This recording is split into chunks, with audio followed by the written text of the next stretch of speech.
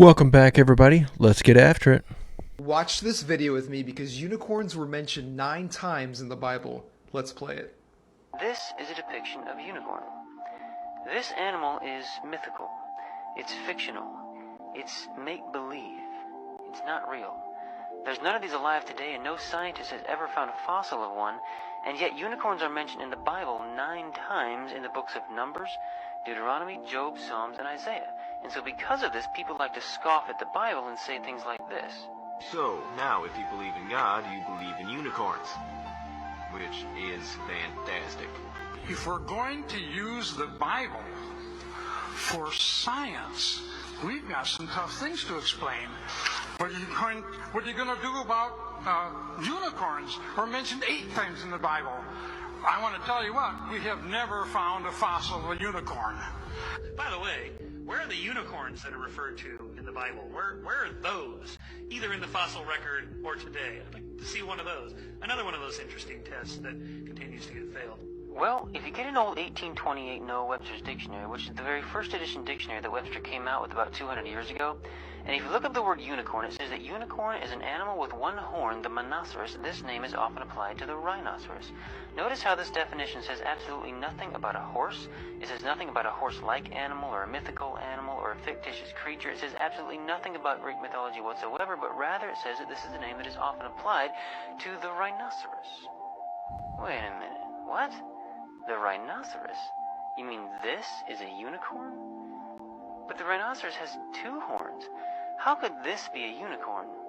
Well, if you look up the word rhinoceros in the same dictionary, it says that rhinoceros is a genus of quadrupeds of 2 species, one of which, the unicorn, has a single horn growing almost erect from the nose. This animal when full grown is said to be 12 feet in length. There's another species with 2 horns, the bicornis. They are natives of Asia and of Africa. According to Noah Webster, back in the early 1800s, it was understood that there were 2 species of the rhinoceros. The one-horned species was called unicorn, and then the 2-horned species was called bicornis. So basically, you get a 200-year-old Noah Webster's dictionary and look up the word unicorn, it says rhinoceros, then look up the word rhinoceros and it says unicorn. That was just 200 years ago. The Old King James was translated 400 years ago, in 1611. So if the definition of the word unicorn has changed in just the past 200 years from rhinoceros to horse, then it doesn't make much sense to take a modern definition of the word unicorn and apply it to a 400-year-old translation of the Bible. That's illogical. As a matter of fact, even today, the scientific name of the Asian one-horned rhinoceros is Rhinoceros unicornis, and Dicerus bicornis is the scientific name of a 2-horned rhinoceros. Well, where do you think those scientific names came from? I wonder. Well, they came from the Latin. Unicornis and bicornis are Latin words. Well, that's interesting, because in Psalm 92, verse 10, the psalmist is praying and says, "But my horn shalt thou exalt like the horn of an unicorn." If you look up this verse in the Latin Bible, the word that's being used here is the word unicornis. Unicornis is the same Latin word that's being used in the scientific name of the Asian one-horned rhinoceros. In Job 39, verse 9, God is speaking to Job and says, "Will the unicorn be willing to serve thee or abide by thy crib?" If you look up this verse in the Latin Bible, the word that's being used here is the word rhinoceros. Rhinoceros is the Latin word that's being used in this scripture verse. Interesting. Rhinoceros unicornis. Rhinoceros unicornis. As a matter of fact, in these 9 scripture verses, there's actually 5 different Latin words that are being used. Rhinoceros, rhinocerotis, rhinocerota, unicornium, and unicornis. These 5 Latin words are what's being used when the Old King James Version of the Bible says unicorn. I mean, that looks like it pretty much sums it up and puts a lid on it. Yeah, that's probably the best, most logical explanation for where the mythical unicorn came from that I've ever heard, and why you do hear about it in the past, because it's not what we picture today as a unicorn. By the way, I'm trying out this new format here where I'm not on the screen when the video's on the screen, because I've had some comments where people requested that I try to make the videos as large as possible, which I understand, because some of these, the way that they're formatted, they just are wonky and there's a bunch of writing on the screen and it's hard for you as the viewer to see, especially if you're seeing it on your phone. So we're going to try this out. You guys let me know in the comments if y'all are cool with this, then we'll continue to do it this way. If you want me to revert back to the way I was doing it, then I'll go back to that way. I'm going to follow what my audience wants, so you let me know. is there a massive, and I mean massive, sinister plot in the world right now to hide the fact that giants existed and hide the fact that dragons existed and make you think anything found of large bone nature came from dinosaurs? I think there is, and I'm going to prove it to you right now. First, if you haven't seen my giant videos, I've done 3 of them. I think I come up with some pretty good evidence that giants existed. This is just one talking about how the Smithsonian has hidden thousands of giant bones, and I'm not talking 8 or 9 foot giants, up to 18-foot giant humanoid skeleton remains. Here's a femur. Come on, look at that. But stick around. This one's going to be more about dragons and proof that they've been here. This was literally one of Yahoo's lead stories today, talking about how this plesiosaur discovery of this giant, huge sea creature dinosaur. I want you to look at that, and I want you to picture what you would imagine a dragon to look like through the images we've seen, through the ancient drawings. That is a dragon skull. I don't care what you say. Not only that, but it was found in the cliffs. It was found up in the cliffs, not in the ocean, not down low, but up in the cliffs. This is a dragon, and I want to give you more evidence that dragons existed, and maybe there's even a few flying around still. Keep following. The question is not what made them go extinct. The question is, did they go extinct? People say, come on, now dinosaurs aren't in the Bible. Well, of course the word's not in there. They didn't make up the word till 1841. The word computer's not in there either, but there really are computers, okay? Now, they didn't call them dinosaur, though. They called them dragon. See, the word dinosaur wasn't made up till 1841. So for most of human history, these creatures are called dragons. And you know, dinosaurs not even in the dictionary in 1891. For most of human history, they were known as dragons. Now, dragons are mentioned in the Bible 34 times. Dragons are listed in the dictionary in 1946 as now rare. As the population of people began to grow after the... I'm just going to put this up for eye candy while I talk about something for a second. And of course, this could be AI, CGI, whatever. But it's interesting to think about. I just want to clarify what he said. He is not saying dinosaurs existed and they just called them dragons. He's saying no, they were actually dragons. And then somewhere along the line, the term dinosaur came up and the images of dinosaurs came up. But they were dragons. Why would the Chinese calendar have 11 real animals, you know, the pig, the duck, the dog, and a dragon? Why would they put a mythical animal in there? Could it be that at the time they came up with these 12 symbols, there were 12 real animals? Here's one of the oldest pieces of pottery on planet Earth. It's a piece of slate from Egypt, first dynasty of United Egypt. It shows long-necked dragons. Now, I want to add these last few videos here. I'm not trying to say they're real, but they're interesting, at the very least, to look at, to think about. I truly think there were dragons that existed, but are there maybe still a few flying around today? I'm going to show you these videos, and I want to tell you what's the reason for all this at the end. It's a pretty good fake, if it's fake. I just wanted to play this one again because you can research baby dragon on YouTube. It's pretty legit. All right, back to the original point. What's the sinister plot?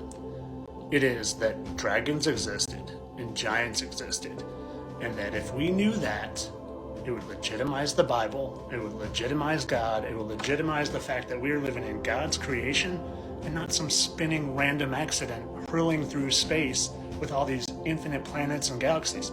That's not what's happening. They hide these, they destroy them, or they tell you they're dinosaurs. There's like actual proof that things that existed that would look like this, they can't even survive because they wouldn't be able to mate. Think of a stegosaurus and all that. Like, dinosaurs are a hoax. Giants are real, probably up to 100 feet, and dragons are real. Now, whether they blew fire or not, I don't know.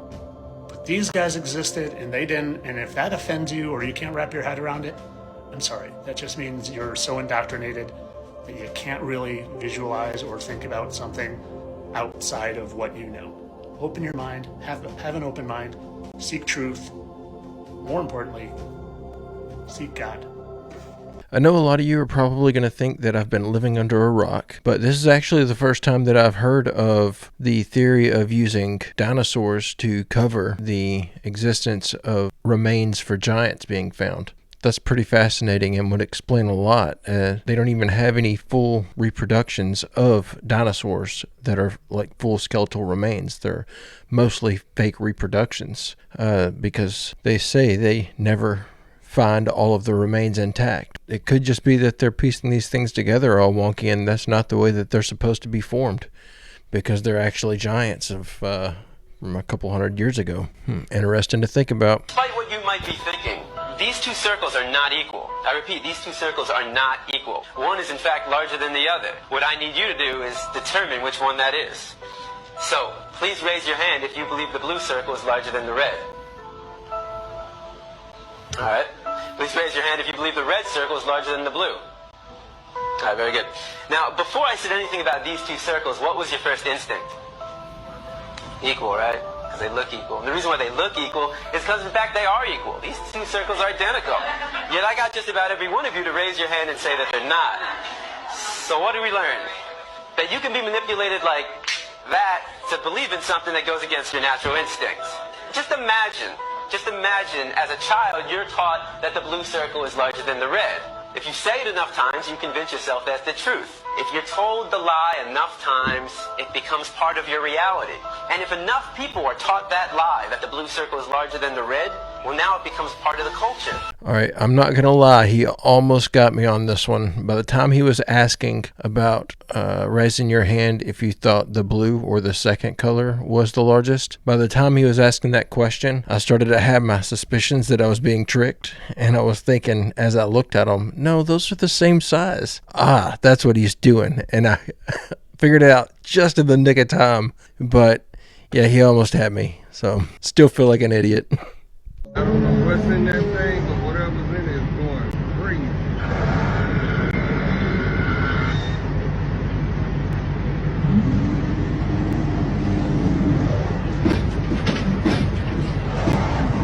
All right, I only left that in there because the top comment on it on TikTok was that's Whoopi Goldberg venting after she found out they're canceling The View.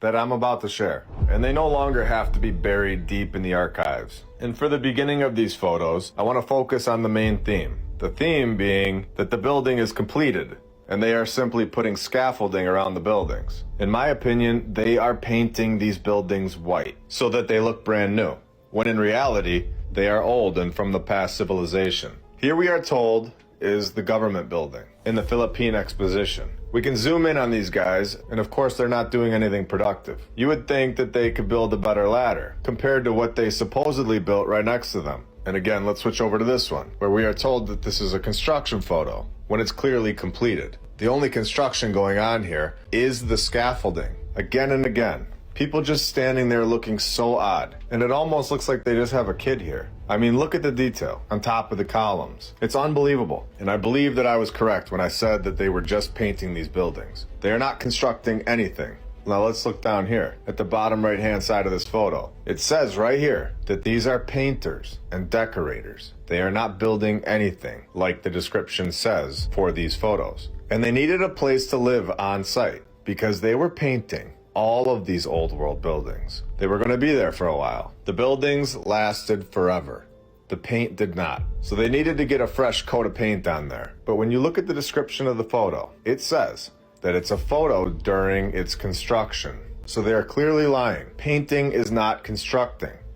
It's painting. Two different, completely separate jobs. So these are all from the St. Louis World's Fair that we showed in the intro. The dates are from 1803, not 1903. And it had a mud flood that ripped through the interior of these buildings. So let's take a look at this building from St. Louis. And this is founded and renamed the Varied Industries Building. This is another completion photo that they're trying to say is a construction photo. And I want to zoom in on the top of this building. Can you believe the tech that is on the top of this thing? It's incredible.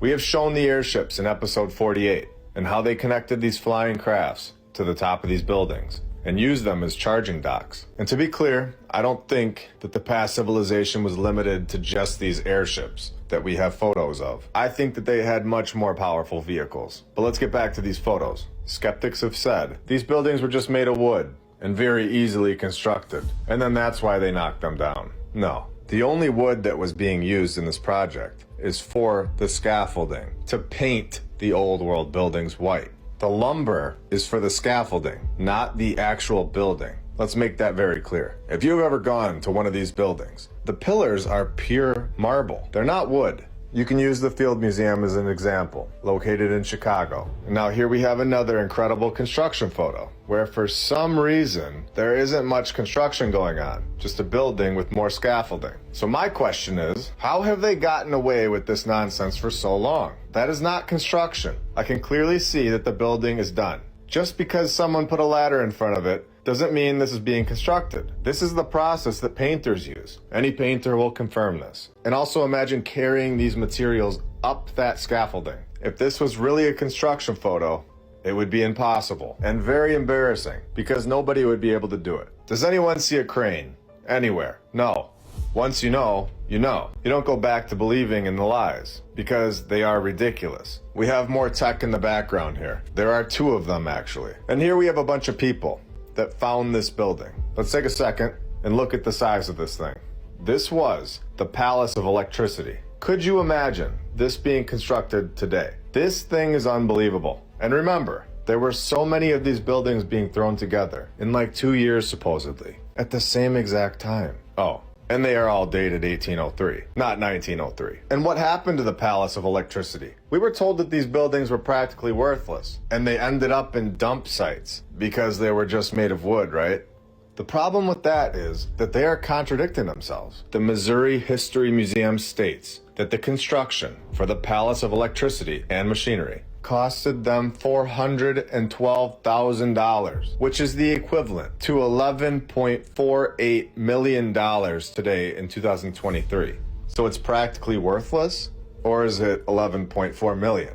This is the kind of stuff that makes me fully trust the mainstream narrative. I love just knowing deep down that they would never lie to us. It's just really nice to know. I love that they provide us with full logistical details. They never contradict themselves. They go that extra mile to make sure that what we are being told is exactly what happened. Oh, they don't do any of that? No, they don't do any of that. Literally none of it. The title states that this is the Iowa State Pavilion construction. And if you just shut your eyes right now, you can clearly see them right there laying the cornerstone. Okay, you can open your eyes now. This is the master builder down here. And those guys up there were also fully trained on how to build massive palaces. In fact, they are admittedly self-trained, getting a lot of their architecture designs and ideas from working on Abe Lincoln's house. As you can see, they were very busy workers. They got that building done in less than 2 years, ready for the world to see. Temporarily, of course, before knocking it down, so that nobody would ever see it again. And we can't forget to mention that they have painters actually painting this building. 4 of them to be exact, proving again that these are not construction photos. They are painting photos. And over on the right-hand side of this photo, we can clearly see a construction process happening, putting the scaffolding together with perfection. Just look at that scaffolding architecture. Okay, I'll be done with the sarcasm for today. The mainstream narrative is so ridiculous. It's really hard to not make fun of it at this point. And then we have more painters. He's got his paintbrush in his hand and the paint right there on the scaffolding. So it's pretty clear at this point that these are no longer allowed to be considered construction photos for anyone that ever had a doubt in their mind. Now he's holding up a hat, and that hat says something on it. I wish I knew what it said. Comment below what you think that hat says. All answers are accepted. The guy next to him is also wearing a top hat, which is, of course, if you're going for the productive painter / I still want my style points look, very common for the 1900s. Very impressive. And here we have the United States Fisheries Building during its completion. But I'm going to zoom in on this building on the right-hand side because it's very strange. And we have these creatures' faces on the side of this building, with writing here as well. I can't see exactly what it says, but it definitely doesn't say Fisheries Building. And then we can see more painters up here on the left-hand side. And here we have a modern fisheries building, built by us, of course, which won't last forever, unfortunately, because that's the way we construct things. So here we have a fisheries building that is designed by the Greek gods. And we are told that this is a separation of 100 years, but we are evolving and advancing, when in all honesty, that's the complete opposite. More and more people are realizing that the mainstream history that is written down by some random individual that was never even there and is being told what to write is a joke. Anyone that is seriously backing the regurgitated nonsense at this point and is serious about it should be very careful what they hope and believe in, because I have a lot more on the way that is going to rip their history books apart. I think this is one of the best versions of these type of videos that I've seen so far, because he has this photo that he can zoom in and say, oh, look, they're advertising their paintings and restoration services. I mean, that's pretty concrete right there. I don't think it would explain every single photo that I've seen, because I certainly do recall seeing work being done on some of these old buildings, but who's to say it wasn't just touch-up work? I don't know. Still on the fence about that theory. What do you guys think? Let me know in the comments. Check this out. The Americas is Grenada, Israel, the Promised Land. All of these are biblical place names in Utah, including Jerusalem. Utah's nickname is the Beehive State. There is a mountain in eastern Nevada named Mount Moriah, and it is over 12,000 feet high. In Utah, not only is there a River Jordan, but it runs out of a freshwater lake into the Great Salt Lake, which is remarkably like the Dead Sea. There is also a Mount Nebo in Utah, approximately 12,000 feet high. So yes, with evidence this strong, the real Judah was in Utah. People try to say that it was the Mormons that gave these places like Utah biblical names to support their position as Jews. However, this explanation fails miserably, because there are no 12,000 feet high mountains in modern day Israel. Therefore, the real Judah or Israel had to be in Utah, because it fits the description of the kingdom of Judah perfectly. The name Utah is derived from the name of the Ute tribe. It means the people of the mountains in the Ute language. According to other sources, Utah is derived from the Apache name Yuda, which means tall. In the so-called Spanish language, it was said as Utah. Subsequently, the English-speaking people adapted the word Utah. There is no J in Hebrew, therefore Judah is Yuda, especially when you consider the fact that the J... I had never heard this one before until today, and then I looked up a couple of other videos in relation to it, and man, it seems really, really convincing. I was really surprised, as convincing as it is, that I haven't heard of it before. Not going to be quick to jump to conclusions on making a decision on that one, especially with the shaky landscape of that topic right now, but very, very, very interesting. What do you guys think? Talk to me in the comments. Hey, if you're enjoying this video, I make a new one just like it every single day. It would be awesome if you would subscribe and come back to join me tomorrow. One night I was called on the telephone and I was told to go to a certain address. I just got in the car and went there.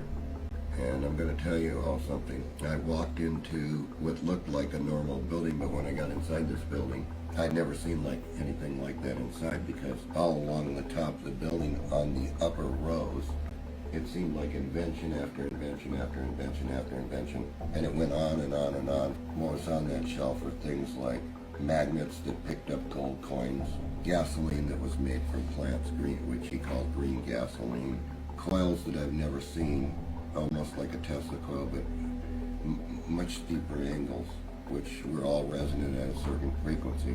Paid very close attention to one thing. There was this chart, and it was basically laid out like this here. Had all these little lines like this on the chart, but it was huge. I started asking, what is this chart? He said, well, go over there and look. And so I went over there, and it showed where time started on our time scale. And then it went on and on and on, and it got up into somewhere in here, and 2001 was about here. Because I was in 84, I was back here somewhere, and there were little pictures underneath the chart.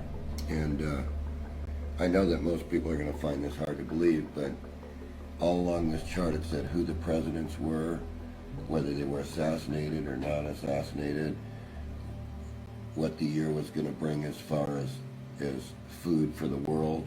And when I got up here, it said that the world was in a chaotic condition, basically, at 2000. And it showed war and war and war and war and more war.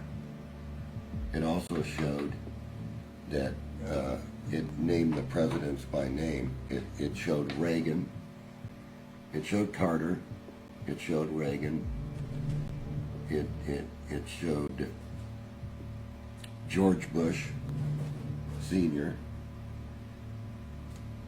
and after that it showed Clinton. It said the Clinton years right in here somewhere. I was back here. How they knew even who the presidents were was a mystery to me. And when I asked him that question, he says, we know. We know who's going to be the president. And right around in here, he said, it showed a little picture and it showed two little towers. And it showed them on fire. But it showed war. It showed war from here on all the way to the end. And it said that time, it ended here for us, 2036 or 2034 or something. But it said it ended there, and it ended in disaster. There's nothing went on past that. Just to play devil's advocate, that guy starts to get really, really vague in his speech there towards the end of what he's talking about. So that makes it a little difficult to put any weight in anything he's saying. If anyone's got any more information on that, I'd love to hear about it down in the comments. But yeah, he started getting really, really dangerously vague.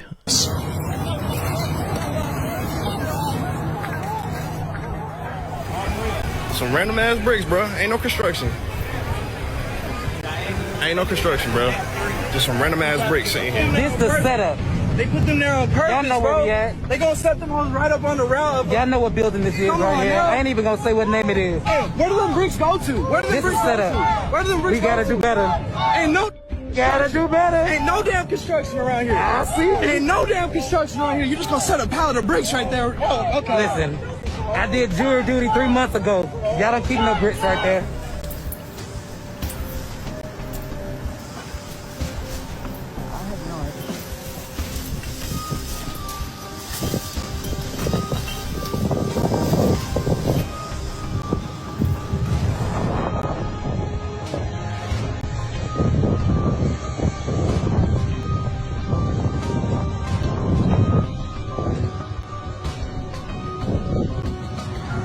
I don't know, man. That don't look right to me.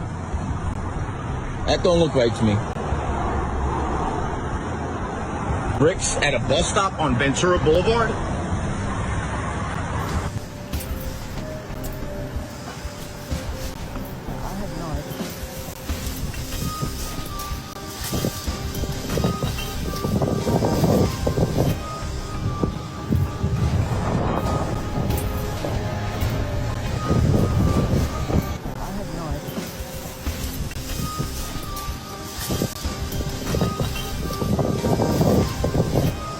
The fact that we're just seeing video of this doesn't negate the fact that we've all been talking about how this has been going on for a good 3 or 4 years. They're basically a city underground.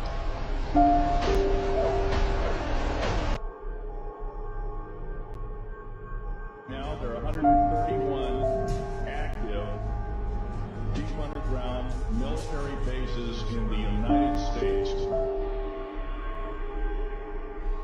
There's 1,477 of them worldwide. What you call high tech. We have nothing like this on the surface. These mega bases are gobbling up our gross national product. Right now we're spending 28% of the gross national product on building underground bases. Each one has an average cost of $17 to $19 billion.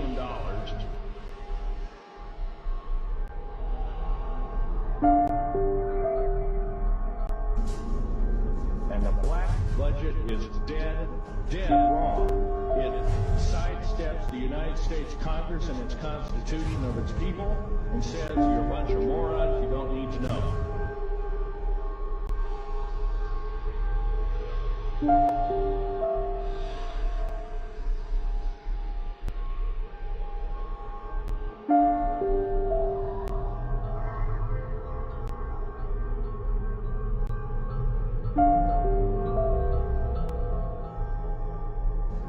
Each one is built in the site. It used to be, it'd take a year to 2 years to build each one, and now they're capable of building a couple of them a year.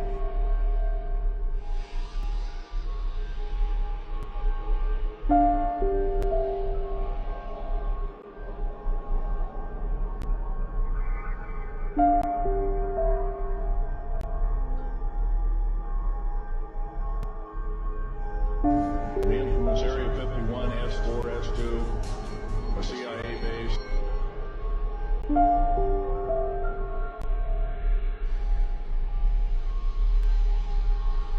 The high-speed railways, the magneto-leviton trains that connect all the deep underground military bases within the United States.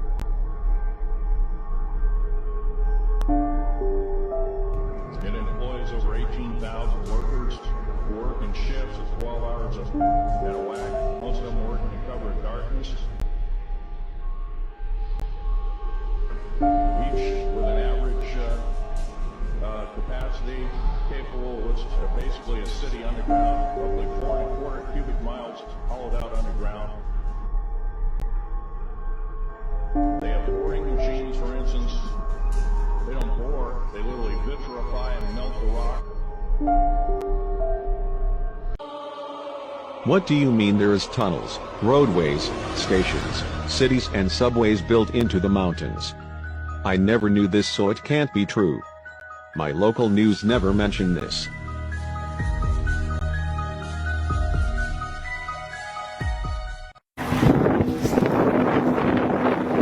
This is a headquarters for the Illuminati. This is where they'll ship most of their supplies.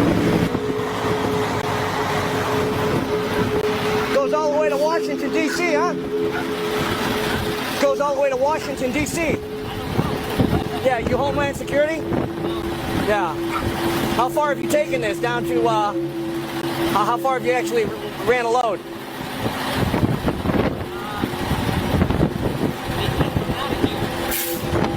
100 miles? Up to Maine? No shit. How many miles do you think that is?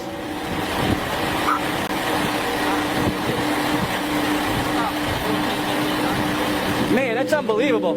Not to mention, I heard there's one that goes all the way to Colorado, right? Unbelievable. What do you think you're hauling? Any idea? Yeah, okay. Yeah. Yeah. Yeah. I know there's been a lot of military stuff being hauled around lately, that's for sure, huh? We deliver to them. Gotcha. Gotcha.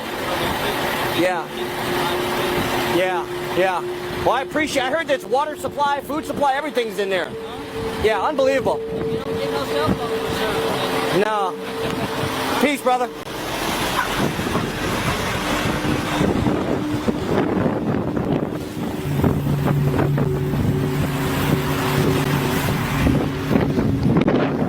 I mean, basically, you got an underground roadway system here that runs all the way to Maine, to Washington, D.C., to Colorado.